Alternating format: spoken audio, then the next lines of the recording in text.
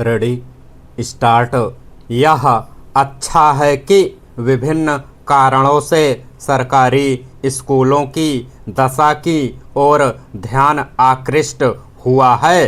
कहीं सरकारी स्कूलों में पढ़ने वाले छात्र ही उनकी समस्याएं उजागर कर रहे हैं, तो कहीं काकरोच जनता पार्टी के कार्यकर्ता उनकी हालत बयान कर रहे हैं। हालांकि वे ऐसा संकीर्ण राजनीतिक इरादों से करते दिख रहे हैं, लेकिन उनकी स्थिति पर चर्चा छेड़ना इसलिए उचित है क्योंकि उनमें पठन पाठन की उपयुक्त व्यवस्था करने की सख्त ज़रूरत है।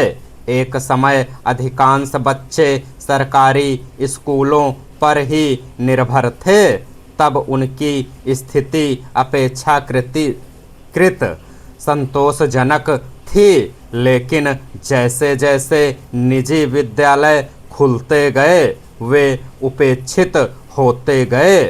हालांकि सरकारें उन पर धन खर्च कर रही हैं, लेकिन इस पर ध्यान नहीं दिया जा रहा है कि उसका समुचित इस्तेमाल हो रहा है या नहीं।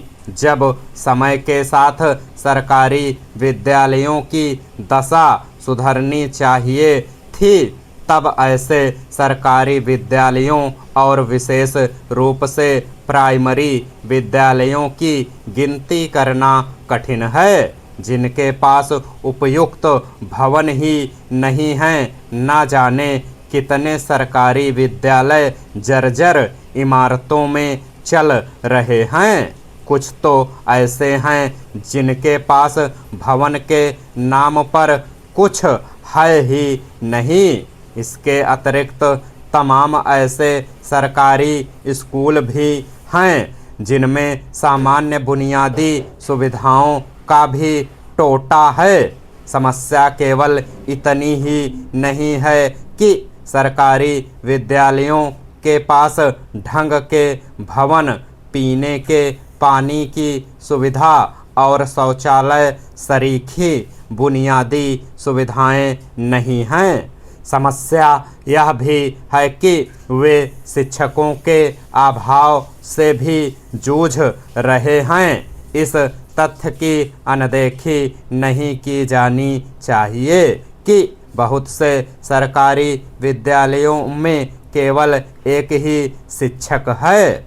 आखिर संसाधनों से विहीन स्कूलों में पढ़ने वाले छात्र सही तरीके से शिक्षित कैसे हो पाएंगे? चूँकि सरकारी स्कूलों की दुर्दशा दूर होने का नाम नहीं ले रही है, इसलिए लोग अपने बच्चों को वहां पढ़ाने से कतराते हैं और आर्थिक कठिनाइयों का सामना करने के बावजूद उन्हें निजी विद्यालयों में भेजने के लिए विवश होते हैं। आमतौर पर वही अभिभावक सरकारी विद्यालयों में अपने बच्चों को भेजते हैं जिनके पास इसके अलावा और कोई उपाय नहीं होता। वैसे तो इसके पहले भी सरकारी विद्यालयों की दुर्दशा सामने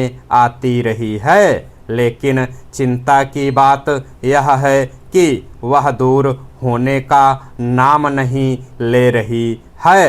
राज्य सरकारों को इसके लिए सक्रिय होना होगा कि सरकारी स्कूलों की दशा सुधरे और उनमें पठन पाठन का स्तर ऐसा हो कि लोगों को मजबूरी में निजी विद्यालयों की ओर रुख न करना पड़े। इस मामले में केंद्र सरकार को भी यह देखना चाहिए कि राज्य सरकारें उदाहरण पेश करें। यदि भारत को वास्तव में विकसित देश बनाना है तो इसका एक उपाय शिक्षा की बुनियाद ठीक करना है।